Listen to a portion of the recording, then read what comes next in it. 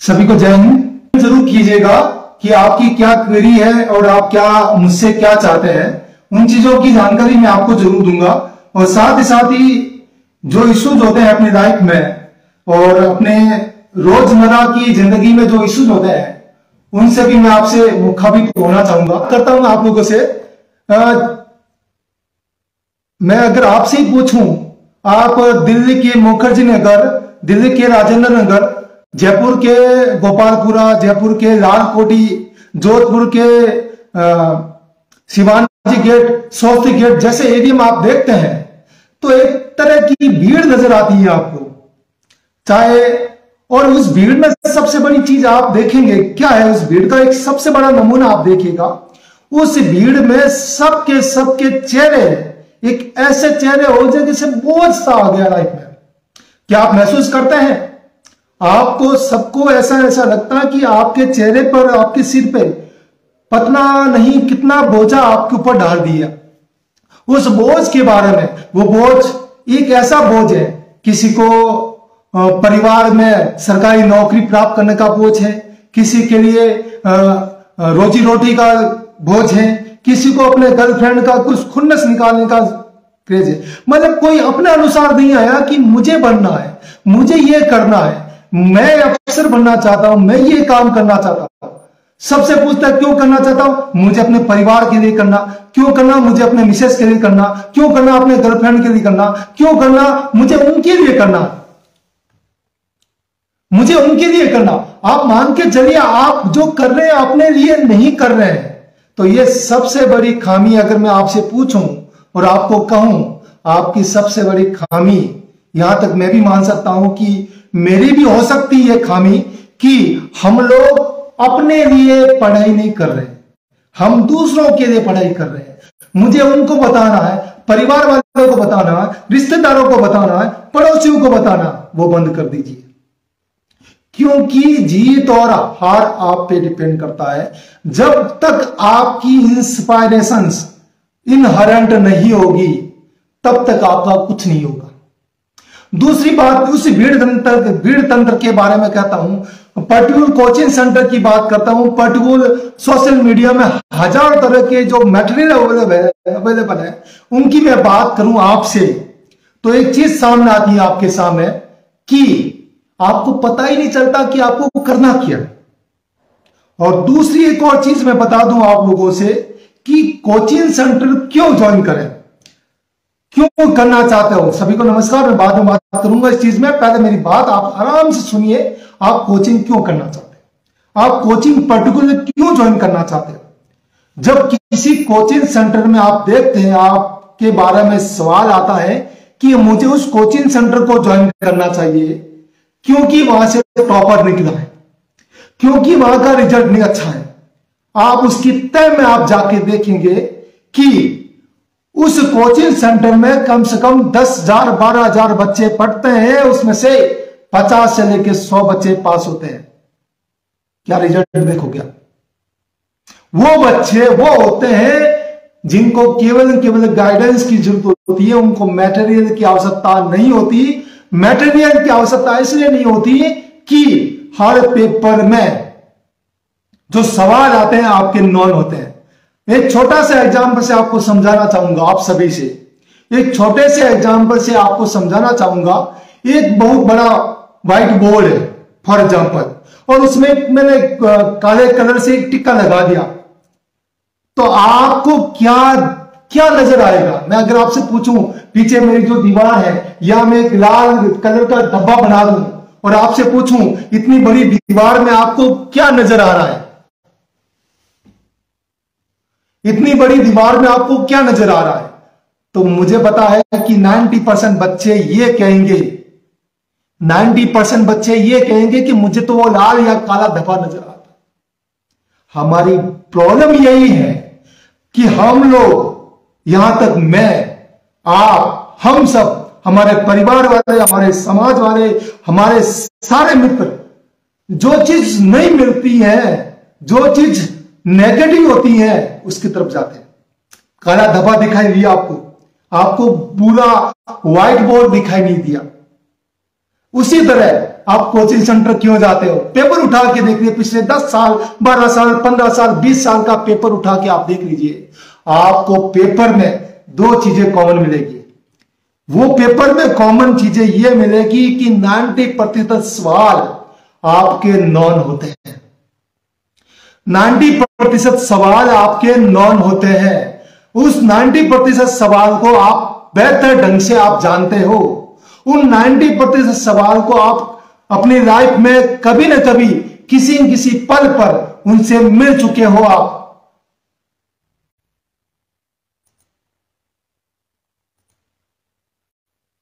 आप 90% सवाल से आप मिल चुके हो।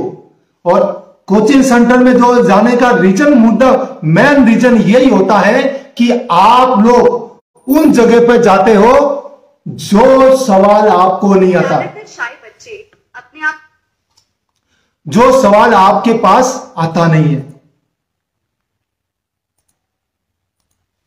मतलब समझ रहे हो ना? मैं अगर पेपर उठा के निकालूं, ये मैंने पेपर उठाया, ये मेरा पेपर है, उस पेपर में आप 90% सवाल आपकी किताब में मिलेंगे, आपके बुकलेट में मिलेंगे, आपके नोट्स में मिलेंगे और आपके पढ़े हुए चीजों में मिलेंगे। लेकिन समस्या क्या आती है? वो घूम घुमा के आपको सवाल देते हैं तो आपको वो सवाल अच्छे से नहीं आता।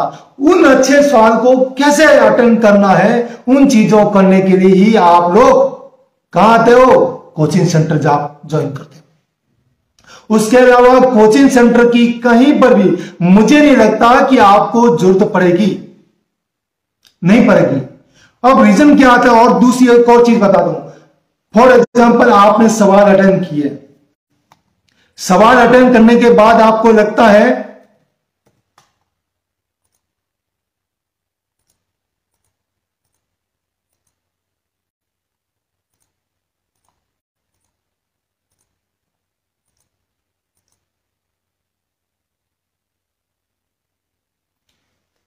मतलब समझ रहे हो मेरी बात? कहने का तात्पर्य आप समझ चुके होंगे कि हम लोग जब सवाल करते हैं 10% सवाल, ये नहीं आता, ये नहीं आता, उस कोचिंग सेंटर से ये सवाल आया, भाई लोगों निवेदन है 90% सवाल भी आप अटेंड कर लोगे ना तो आपका सारे सवाल सही हो जाएंगे। सारे सवाल सही हो जाएंगे आपके। लेकिन अपन क्या करते हैं? 90% सवाल को देखते नहीं, एक सवाल नहीं आया, वो इससे वहां नहीं आया, वो वहां से नहीं आया, और उन चीजों को करने के चक्कर में हम लोग परेशान होते हैं।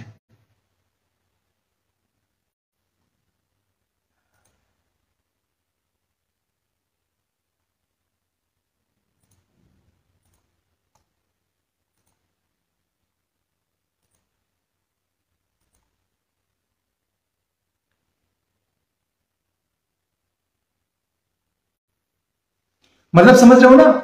ये किताब में से आपको सवाल जो अटेंड करना है वो आपको 90% सवालों पे आपके फोकस करना है। आपको 10% सवाल वो कोचिंग सेंटर भी पढ़ाता है, वो मटेरियल भी पढ़ाता है, वो उसको भी नहीं पता होता कि वो सवाल वहां से आएगा। तो दूसरी बात आपने कान में, जेहन में उठा के रखनी है कि अगर हमारे पास 90% सवाल आते हैं तो आपको उन चीजों की बेस्ट से बेस्ट प्रैक्टिस करनी पड़ती है। लेकिन हम लोग 10% सवाल के चक्कर में हम उससे फंस जाते हैं। भाई अगली बात और सुन, अगली बात सबसे और इंपॉर्टेंट बात है मेरी। जो इंपॉर्टेंट बात यह है कि हमारे पास हम लोग स्टूडेंट नहीं रहते, हम कॉलेज में पढ़ते हैं या स्कूल में पढ़ते हैं। तो स्कूल में आपने देखा होगा, स्कूल में एक लाइब्रेरी होती है, स्कूल में एक स्टडी रूम होता है।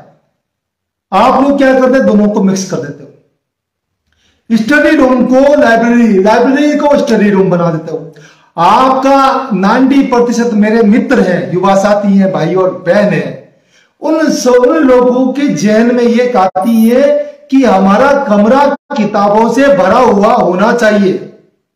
गलत कर रहे हैं आप लोग। आप लोग गलत इसलिए कर रहे हैं कि आपका पूरा कमरा इतनी किताबों से भर चुके होते हैं कि आपको लगता कि मैं तो बहुत बड़ा पढ़ाकू बन गया। आपको पढ़ाकू नहीं बनना है, आपको अपना एग्जाम क्रैक करना है। पढ़ने के बाद आपको गूगल बाबा बनना है या पढ़ाओ, आपको अपने रिजल्ट को अच्छे से क्रैक करना है। लेकिन अपन क्या करते हैं, गूगल बाबा बनते हैं। तो उसके लिए आपको करना क्या, मेरी एक बेस्ट एंड छोटी सी सलाह आप लोगों के लिए है कि आपके पास, मैंने एक अपना वीडियो भी बनाया था जिसमें मैंने ये बताया, जैसे जैसे किताबें बढ़ती हैं वैसे वैसे आपकी एफिशिएंसी, क्षमता, कैपेसिटी खत्म होने लगती है। किसी एक बड़े शायर ने कहा है कि मैं उस फौज से नहीं डरता जिसकी शेरों की सेना का नेतृत्व एक भेड़ कर रही है। मैं उस सेना से नहीं डरता उस शेरों की सेना से नहीं डरता जिस सेना का नेतृत्व की भेड़ कर रही है। मैं उस फौज से डरता हूं, उस भेड़ों की फौज से डरता हूं जिसका नेतृत्व एक शेर कर रहा है। मतलब आपका दिमाग, आपका मन मस्तिष्क खुद के बस में है या दूसरे प्रकार की शेरों के चक्कर में आप चल रहे हो, दूसरी प्रकार की भेड़ों के चक्कर में आप चल रहे हो। अगर आपको लगता है आपका नेतृत्व खुद कर रहे हो, आपका मन मस्तिष्क के द्वारा कर रहे हो, आप जीतोगे। जिस दिन परिवार का शेर, समाज का शेर, गर्लफ्रेंड का शेर, मित्रों का शेर, इस तरह के लोग आपके आस पास घूमेंगे तो आप उन शेरों के चक्कर में, आपका जो मन मस्तिष्क है आपका मजबूत है, उस दिमाग का यूज करना बंद कर लेते हैं, तब प्रॉब्लम। आप वापस उस पॉइंट पर आता हूं, इस कहानी या इस गजल को या इस कविता को कहने का मेरा ये सेंस है। फॉर एग्जाम्पल, मैं हूं अकेला, मेरे सामने आप 10 लोग हैं, 10 में मुझे एक को लड़ाई करनी है, लेकिन एक व्यक्ति के चारों तरफ 9 लोग खड़े होते हैं, तो मुझे बताएं मैं आपसे लड़ाई करने की हिम्मत रख पाऊंगा या नहीं रख पाऊंगा? तो 90% लोगों का सवाल आएगा, आप हिम्मत नहीं कर पाओगे। हिम्मत इसलिए नहीं हो पाएगी क्योंकि मेरे सामने एक मानसिक प्रेशर है, मेरे सामने एक साइकोलॉजिकल प्रेशर है जो ये कहता है कि मेरे सामने एक दुश्मन नहीं है, दुश्मनों के फौज बैठी है। वही दुश्मन आपके आसपास, आपकी किताबों में दुश्मन छिपे हुए हैं। दुश्मन एक रखिए, दुश्मन 2 रखिए, दुश्मनों की फौज अपने सामने मत रखिए। फॉर एग्जाम्पल, मैं अगर आपको कहूं इतनी बड़ी किताब है, आपको इस किताब को पढ़ना है, इतनी बड़ी किताब है, उस किताब को आपको पढ़ना है, उसके अलावा कुछ नहीं पढ़ना है, तो मैं आपकी हिम्मत, आपकी जज्बे, आपकी क्षमता इतनी मजबूत हो जाएगी कि इतनी सी तो पढ़नी है। वही अगर मैं कहूं उन किताबों को टुकड़े करके इस किताब की कंपैरिजन 10 किताब आप लोगों के मैं दे दूं, तो आप खुद सोचोगे कि यार मेरे साथ क्या हो रहा है, मैं पढ़ नहीं पाऊंगा। उसी तरह से अब सुबह आप उठते हो तो चारों तरफ किताबों की दुश्मन रूपी नेगेटिव एनर्जी आपके आसपास रहती है। उस नेगेटिव एनर्जी को आप समाप्त कीजिए। किताब एक, मैक्सिमम किताब 2 किसी टॉपिक की रखिए। किताबों का भंडार मत रखिए। किताबों का भंडार रखना है तो एग्जाम क्रैक कर लीजिए। उसके बाद जब आप खुद किसी और व्यक्ति को बताने लायक हो जाओ, किसी और व्यक्ति का गाइडेंस करने के लिए लायक हो जाओ, तब कंपेयर कीजिए कि आपको कौन सी किताब पढ़नी है और कौन सी छोड़नी है। किसी मित्र ने कहा नई मार्केट में किताब आई, पढ़ ली। और एक और एग्जाम्पल, मेरे जो भाई और बहन बैठे देख रहे मेरे वीडियो, उसमें सबसे बड़ी एक खामी, एक और चीज मैं आपको बता दूं। खामी यह है, फॉर एग्जाम्पल आपने सेकंड ग्रेड का एग्जाम की तैयारी की, वो एग्जाम हो गया और उसी के साथ फर्स्ट ग्रेड का एग्जाम आया, तो आप वही किताब छोड़कर एक नई नवेली किताब उठा के ले आते हो, उस किताब को वापस पढ़ते हो। और नई किताब नई होती है, वो पुरानी नहीं होती। एग्जाम्पल दूं मैं आपको, मैं यहां अभी राजस्थान के एससीएम रिपा जहां आरएस अधिकारियों का ट्रेनिंग हो रहा है, मैं वहां ट्रेनिंग कर रहा हूं। अगर मैं आपको पहली बार जयपुर आए हो और जयपुर में ओटीएस आए हो, तो आप ओटीएस की पहचान कैसे करोगे?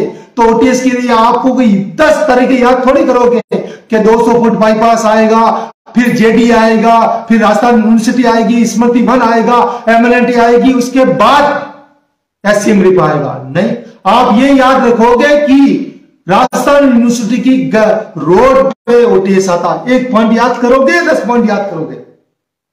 उसी तरह की आपकी जो अनजान गलियां हैं, जो आपकी अनजान गलियां है, उस अनजान गली को आप रोजाना याद करते हो या पूरा पर्टिकुलर याद करते हो। आपको एक पॉइंट याद होगा, एक पॉइंट गुजरे, एक पॉइंट याद हुआ, फिर गुजरे दूसरा पॉइंट हुआ, फिर गुजरे तीसरा पॉइंट हुआ। यह परेशानी आपको याद करने में समस्या खत्म करेगी। तो मतलब मेरी बात समझ चुके कि किताबें रूपी दुश्मनों को जितना हो सके कम से कम रखो, लेकिन वो इतने मजबूत रखो कि मुझे उसको हराने के लिए दूसरे साथियों की तुलना में 10% 10 गुना ज्यादा मेहनत करनी पड़ेगी। मतलब दुश्मन रूपी किताब जितनी मजबूत होगी उतनी आप मेहनत करोगे। आपको मैं किताब इतनी दे दूं, 10 किताबें दे दूं तो ये हरा दिया, वो हरा दिया, वो हरा दिया, नहीं। किताबों की भी दुश्मन जितना मजबूत होगा उतनी आपकी कैपेसिटी उतनी मजबूत होगी। मतलब आप समझ चुके होंगे कि आपको क्या करना है। अगली में बात आपसे मैं जिक्र करूं, जो आप किताब पढ़ते हैं, जो आप नॉलेज लेते हैं, उसमें आप क्या करते हैं कि जो किताब में नई नवेली किताब आई, उस नई नवेली किताब को पूरे एग्जाम तक नई नवेली रखते हैं। और कुछ लोगों का पेपर सेट मैंने देखा है, मेरे मित्र भी है पूरे राजस्थान में, मेरे पास सवाल जवाब आते हैं। मैं होती कोशिश, मैं जवाब देने का भी प्रयास करता हूं। वो सवाल जवाब ये आते हैं, उनकी कॉपी में देखता हूं, जो एग्जाम में जो क्वेश्चन पेपर जो अटेंड करके आते हैं वो कोरे कोरे होते हैं। गुड़ के वहां भी कीजिए उसको, ऐसा उसको गुड़ गुड़ करके ऐसा कर दीजिए कि वो आपको ही समझ में आए कि उसमें क्या लिखा है। अगली बात जो मेरे मित्र, मेरे छोटे भाई बहनों के लिए भी सबसे बड़ी बात आती है कि आपको जो पढ़ने का जो तरीका है वो भी मुझे लगता है कि थोड़ा सा चेंज करना आवश्यक है। अब वो कोई कॉलेज का पैटर्न नहीं रहा है, अब वो कोई स्कूल का पैटर्न नहीं रहा है। अब आप लोग कंपटीशन एग्जाम में आ चुके हो, एक अथाह समुद्र है, ये एक प्रकार का अथाह समुद्र है जिसमें आपको पर्टिकुलर चीजें के लिए आपको ऐसा नहीं कि मुझे ऐसा 1 to 1 करना। मतलब अगर किताब आपके सामने है, उस किताब को जो किताब छापने वाला भी 1 to 1 नहीं पढ़ सकता है, तो आप और हम लोग क्या चीज है।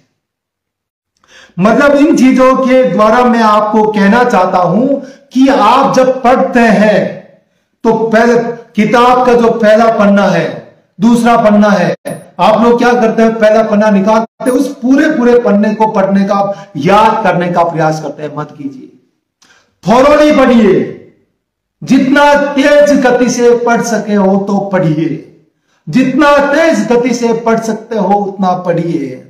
अगर उस पन्ने में 100 पॉइंट लिखे हैं, 100 पॉइंट में 2 पॉइंट पे अगर आपको पहली बार याद होते हैं तो आप खुश नसीब हो, उस शुक्रगुजार वाले या उस ईश्वर के उस सुपुत्र के रूप में आप जो हो, जिनकी किस्मत इतनी बेहतर है कि 100 पॉइंट में 2 पॉइंट आपको पहली नजर में याद हो गया, जबकि आपको 100 पॉइंट में 100 पॉइंट आपको याद नहीं होगा। अगर ये 100 पन्ने की किताब है, हर पन्ने में 100 पॉइंट है, तो आपकी कोशिश ज्यादातर रहती है कि पहले पन्ने के 100 पॉइंट में याद कर लूं। तो ये पहले पन्ने के 100 पॉइंट 100 बार पढ़ोगे तो याद होगा, और उसी की तुलना में 100 बार ये किताब के पन्ने पलट देते हो, एक पन्ने में 2 पॉइंट है तो 100 बार में 100 बार में चलते चलते चलते आपको कम से कम 200 पॉइंट आपको याद हो जाते हैं। तो कैलकुलेशन आपके दिमाग में रखनी है कि 100 पॉइंट 100 बार में याद रखने हैं या 200 पॉइंट 100 बार में याद रखने हैं। और जैसे ही गो थ्रू होते हो, दूसरी बार जब आप पढ़ते हो तो आपके दिमाग में वो पॉइंट जो आपने क्लिक कर रखे हैं, गोले मार रखे हैं, व्हाइटनर खींच रखे हैं, कलर कर रखे हैं, तीर कर रखे हैं, उसके एक फोटो आपके दिमाग में बन जाती है और उसी फोटो को आप यूज कर लेते हो। बात क्लियर? बात समझ चुके होंगे कि मुझे पढ़ना कैसा है। अगली में बात आपसे मैं बात करूं कि आपका गुरु, आपका मार्गदर्शक वो होना चाहिए जो संघर्षों से गुजरा हो, जो मेहनत के पायदानों में चढ़कर अपनी सफलता की मुकाम हासिल किए। वही व्यक्ति बता सकता है जो 99 बार फेल हो चुका है। उस फेलियर गुरु से आप पूछिए, वो ये बताएगा कि ये आपको नहीं करना है, ये आपको नहीं करना है, ये आपको नहीं करना है, ये तरीका आपको अपनाना नहीं है, ये तरीका आपको नहीं बताना। मतलब ना इतनी अद्वैतवाद शंकराचार्य ये कहते हैं ऐसा नहीं होना चाहिए, ऐसा नहीं होना चाहिए, ये नहीं होना चाहिए। मतलब आपको 99 पॉइंट आपको बता दिए कि आपको ये पॉइंट नहीं करने हैं, तो आप बेहतर रूप से वो पॉइंट अपना लोगे जो आपकी सफलता के लिए हासिल हो।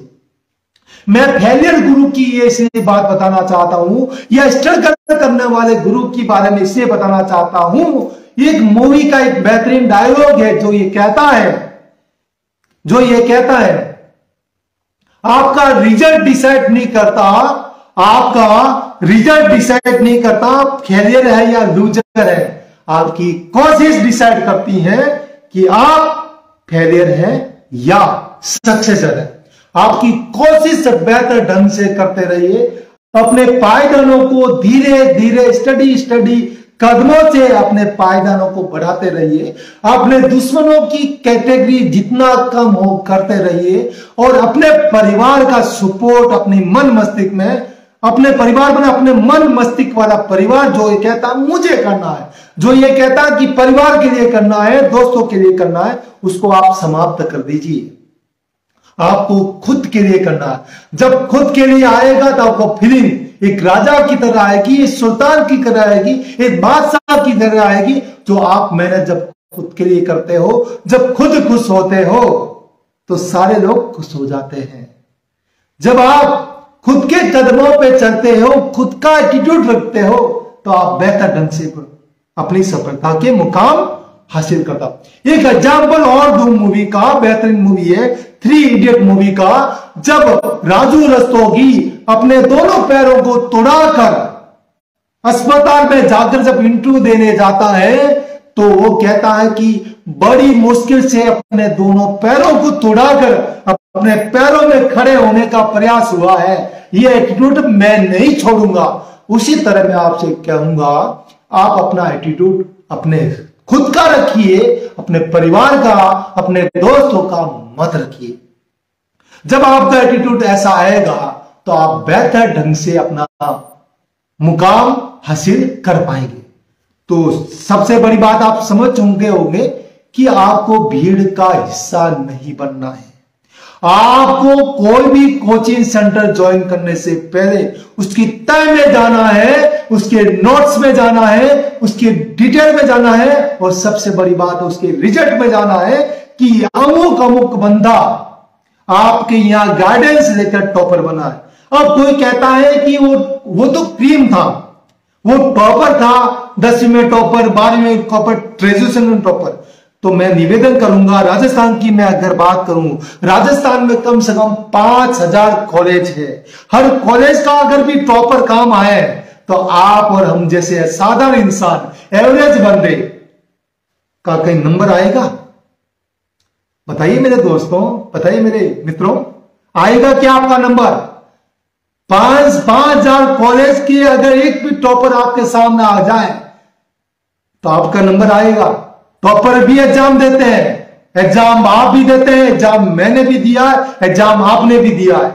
तो आप बता दीजिए, पास आप भी होंगे, पास वो भी होगा, पास हम भी होंगे, और हम उससे भी आगे इसलिए जाएंगे क्योंकि हम मेहनत करेंगे। बिना मेहनत किए कोई तक तो ताज नहीं मिलते ना। तो मेहनत आप कीजिए, बेहतर ढंग से कीजिए। यह मत सोचिए कि आपका 52% है, 70% है, वो टॉपर है। जिस दिन जागो तभी सवेरा।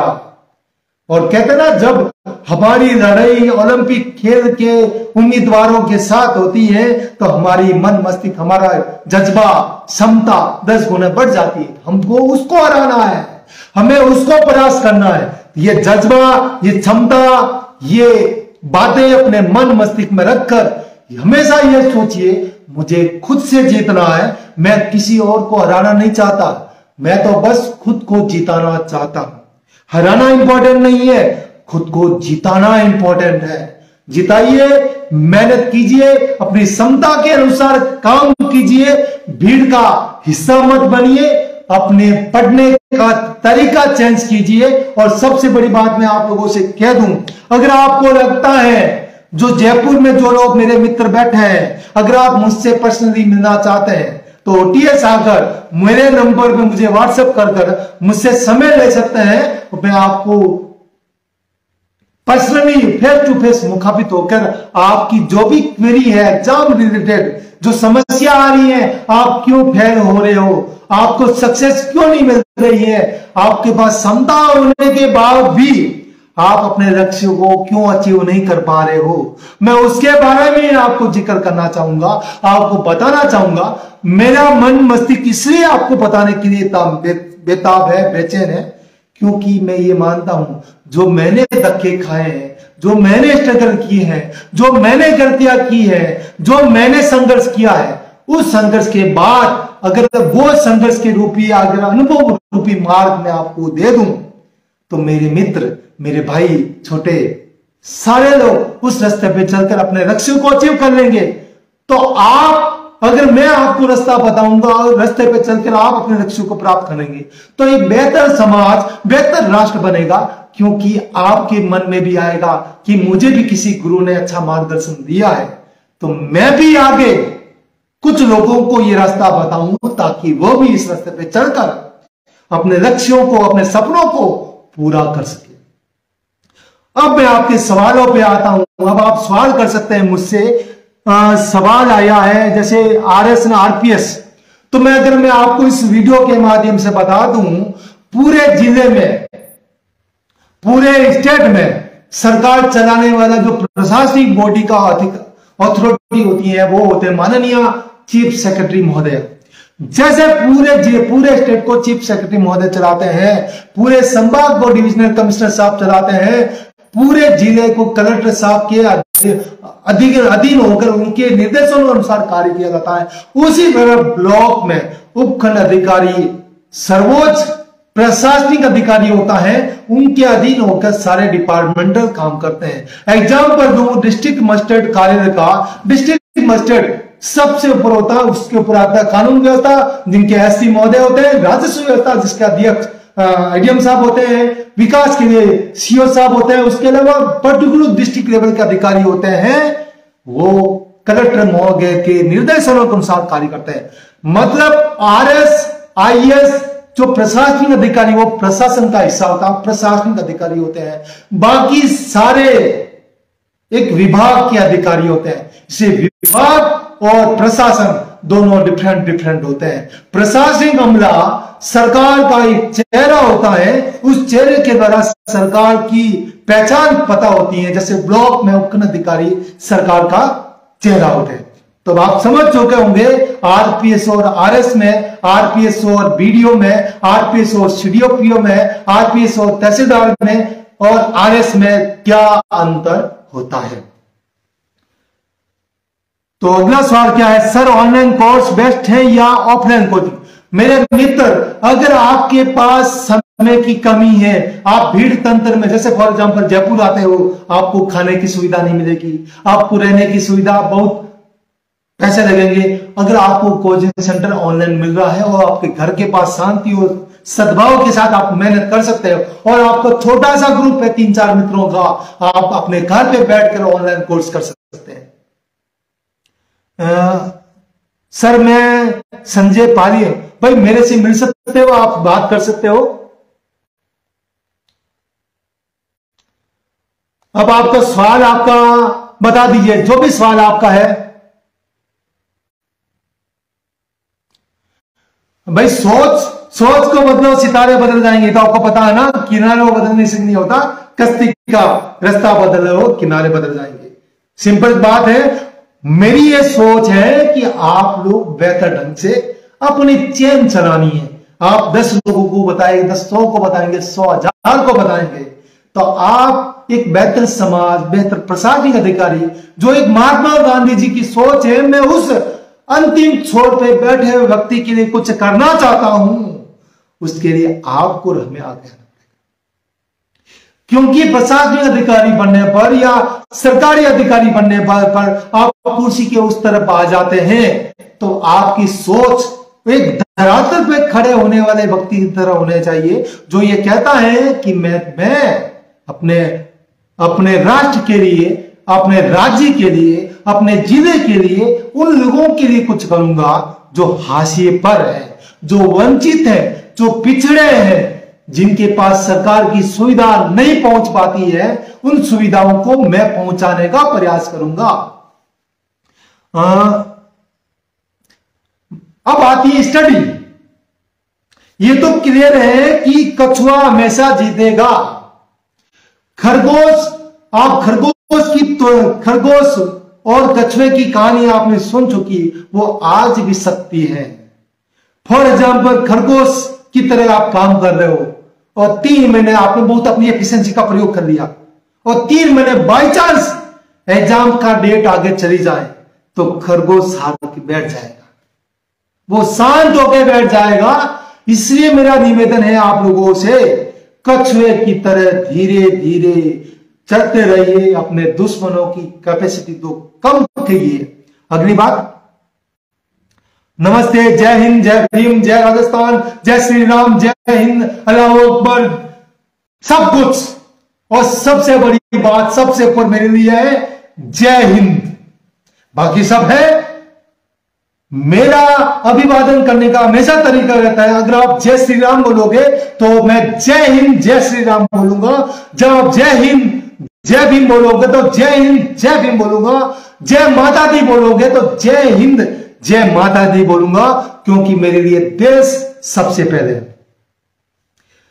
सर एसआई की तैयारी के बारे में, भाई इंटरव्यू चल रहे हैं, एसआई के इंटरव्यू चल रहे हैं। आप लोग अगर इंटरव्यू के बारे में पूछना चाहते हैं तो आप पर्सनली मिल सकते हैं ओटीएस में मुझसे, अपने ग्रुप के साथ, क्योंकि मैं राजस्थान पुलिस 2007 का सेलेक्टेड बंदा हूं और उस समय जीएस में सबसे अधिक मार्क्स लाने वाला बंदा मैं हूं और राजस्थान पुलिस में, राजस्थान पुलिस सेवा में मैं भी रहा हूं। तो हो सकता मैं आपको कुछ ऐसे सवाल बता दूं जो राजस्थान के एसआई इंटरव्यू में आपके काम आते हैं, तो आप पर्सनली मिल सकते हैं या फिर मैं आपके लिए अलग वीडियो में आ सकता हूं जो मुख्य रूप से एसआई ओरिएंटेड के तौर पे भी आ सकता हूं। अगर आपको किसी भी प्रकार की एग्जाम रिलेटेड कोई क्वेरी हो तो आप मेरे ट्विटर अकाउंट में मैसेज कर सकते हैं, टैग कर सकते हैं कि सर ये मेरा सवाल है, आप उसका जवाब दीजिए। तो हो सकता है कि मैं आपको उस समय आपको जवाब ना दे पाऊं, लेकिन बाद में आपको मैं जवाब जरूर दूंगा और जवाब आपके लिए अनुसार होगा, आपको एक अच्छे तरीके से जवाब दूंगा जो आपके लक्ष्यों को प्राप्त करने के लिए भी बेहतर ढंग से काम करेगा। और भी आपका सवाल है तो बताइए, सवाल आप अपना बताइए। सर कौन सी बुक्स पढ़नी चाहिए? मैंने एक वीडियो बनाया है कि किसी भी एग्जाम के लिए, किसी भी टॉपिक के लिए मैक्सिमम एक किताब होती है, वो आपकी एफिशिएंसी 100% एफिशिएंसी होती है। 2 किताब होते ही आपकी एफिशिएंसी 90% चली जाती है और 90% एफिशिएंसी और आपके सिलेबस का कवर लगभग 95% कर लेती है। तो कोई भी टॉपिक के लिए 2 किताब सफिशिएंट है, मोर देन सफिशिएंट। 2 किताब किसी की भी टॉपिक कर रहा है। राजस्थान की मैं बात करूं, राजस्थान के लिए मैं कहना चाहूंगा कोई भी 2 किताब जो भी आपको सुटेबल करे, जो आपको पढ़ने के लिए प्रेरित करे, ऐसी किताब भी मत पढ़िए किसी व्यक्ति के कहने पर जो आप पढ़ना ना चाहे। मोटी हो कोई फर्क नहीं पड़ता, कम से कम एक तो है कि इतना ही तो पढ़ना है, तो इतना आप पढ़ लोगे, इतना आप कर लोगे तो आप बेहतर ढंग से अपना काम कर पाओगे।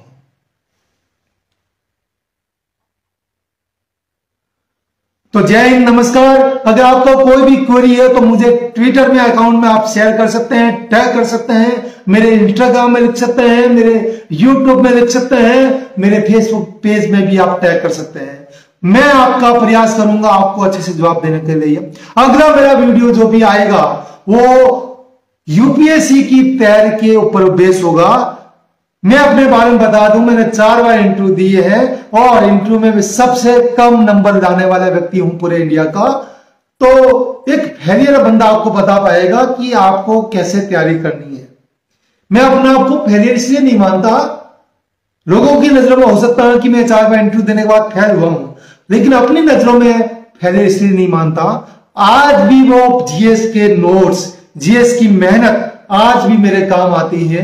आज भी अपने प्रशासन में अपने काम को इतना बेहतर ढंग से करने का प्रयास करता हूं। आज भी मुझे पढ़ने का वैसा वैसा शौक है और उसी शौक की वजह से मैं अपने किसान भाइयों के लिए जो रेवेन्यू डिपार्टमेंट के जो इश्यूज होते हैं उसमें भी मुझे, मेरे पास पूरे राजस्थान से किसी भी जगह से मेरे पास फोन आते हैं। मैं ये नहीं पूछता आप कौन हो, आपकी समस्या क्या है और उसका समाधान बेहतर ढंग से बताने का प्रयास करता हूं। होती कोशिश, मेरे जो साथी अधिकारी बैठे हैं उनको भी मैं कहता हूं कि इस व्यक्ति का वाजिब है, आपने पहले भी देखा होगा और अच्छे से उसका काम देखते हैं तो वो आपका काम करना पड़ता। पढ़ना घर पे इसलिए सही मान सकता हूं, अगर आपके पास ऑनलाइन मटेरियल है तो आपके पास मम्मी की सपोर्ट होता है, खाना आपको समय पे मिल जाता है, परिवार के पास मिल जाता है और सबसे बड़ी बात आपको बोझिल हो नहीं पाते, एक प्रकार की बेचैनी नहीं होती। जब आपको पढ़ने का मन नहीं करे, मम्मी से गप्पे मारी, पापा से सलाह पूछी, पापा आपको सपोर्ट कर सकते हैं, मम्मी आपका सपोर्ट कर सकती है, बहन भाई आपकी सपोर्ट कर सकते हैं। वरना आप जब अकेले रहते हो, जब आपके पास परेशानी आती है तो हर बच्चे सुरेश केम नहीं होता जो स्ट्रगल को सहन कर सके। हर व्यक्ति उतना मजबूत नहीं होता कि आप एक बार फेल होने के बाद खड़े होते हैं। मैं अपने बच्चों को, अपनी बेटी को कहता हूं, गिरते हैं सहसवार मैदाने जंग में, तो वो बोलती है गिरते हैं सहसवार मैदाने जंग में, वो क्या खाक गिरेंगे जो जमीन के साथ चिपके बैठे। मतलब मैं अपने बच्चों को बचपन से सिखा रहा हूं, गिरना है उठना है, गिरना है उठना है। जब तक आप गिरोगे नहीं तो उठोगे कैसे मेरे दोस्तों। इसलिए आप अपने लक्ष्यों को तय करें, फिर गिरिए, फिर उठिए, चलिए, दौड़िए, लक्ष्य को प्राप्त कीजिए। और आपका स्वागत। जय हिंद जय भारत, जय हिंद जय भारत, जय प्रमाण। मैं आरएस बनना चाहता हूं सर। आरएस आईएएस में एसडीएम बनने हैं और आरएस एसडीएम बनते हैं, उसमें क्या अंतर है? भाई सीधी बात है, आईएएस आईएएस होता है, आईएएस 2 साल एसडीएम बनने के बाद डिस्ट्रिक्ट मजिस्ट्रेट बनता है और आरएस एसडीएम के तौर पर काम करता है। अंतर है दोनों में। वो सेंट्रल की सर्विस है, वो उनके प्रोबेशन पीरियड में एसडीएम बनता है, हम प्रोबेशन के साथ साथ स्थायी तौर पर एसडीएम के तौर पर काम करता है।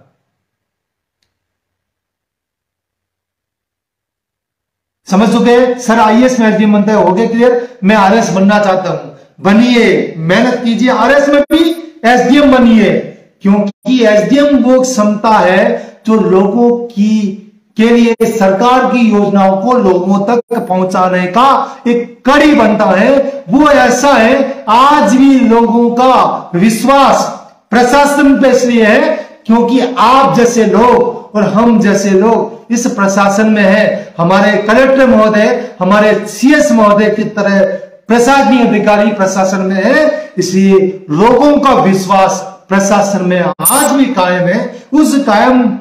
उस विश्वास को कायम रखने के लिए आप लोग भी प्रशासन में आइए। समझ चुके होंगे? 12 क्लास हूं, मुझे आरएस में अच्छे से अंक बना। भाई लोगों जो 12वीं पास कर चुके हैं और ग्रेजुएशन में आ रहे हैं, उनको मैं ये कहना चाहूंगा कि वो आप लोग अपने ग्रेजुएशन को बेहतर ढंग से, 1 वीक सीरीज वाले बच्चे मत बनिएगा। आपको 1 वीक सीरीज बनते हैं, फिर आप कोचिंग करते हो। आपका 3 सब्जेक्ट आपने बीए में ले रखा है, हिस्ट्री, ज्योग्राफी, पॉलिटिकल। 3 साल में उन तीनों सब्जेक्ट को बेहतर ढंग से पढ़ लीजिए ना। लेकिन आप लोग 1 वीक सीरीज पढ़ते नहीं, तीनों साल अपने सब्जेक्ट को पढ़ना है ताकि आपके मार्क्स भी अच्छे आ जाए और आपको आगे चलकर कहीं पर भी कोचिंग करने की जरूरत ना पड़े।